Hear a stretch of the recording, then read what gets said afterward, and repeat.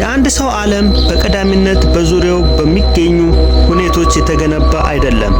የምትኖርበትን ዓለም የምትወስነው በምታስባቸው አመለካከቶችህ ነው።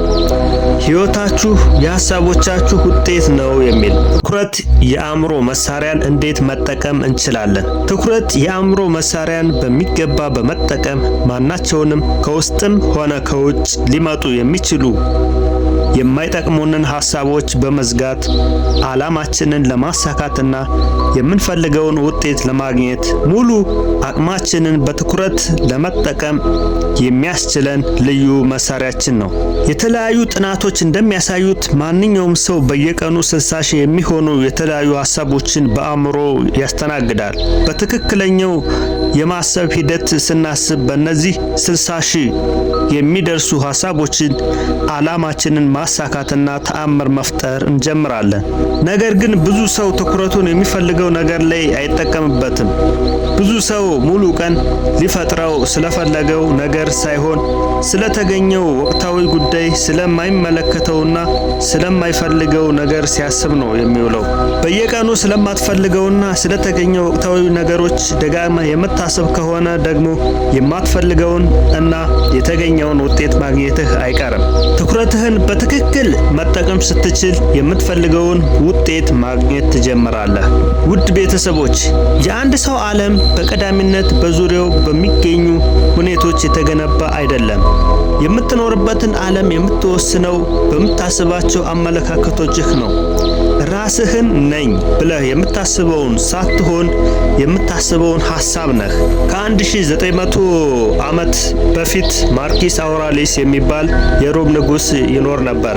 በሮማውያን ግዛት ውስጥ እሱን የሚወዳደር ብልህ እንደሌለ ይነገራል።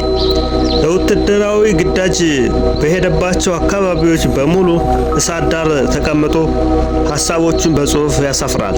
እነዚህ ሐሳቦች ተሰብስበው ዘ ሜዲታውንስ ኦፍ ማርኪስ አውራሊስ በሚል መጽሐፍ ወጥተዋል። ይህ ብልህ ሰው ከተናገራቸው ብርቅዬ አባባሎች መካከል የሚከተለው ይጠቀሳል።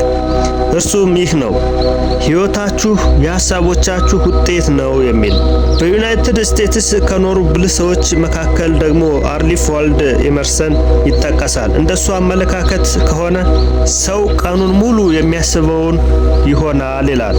የመጻሕፍቶች ሁሉ መጽሐፍ ደግሞ ሰው በልቡ ያሰበውን ይሆናል ይላል።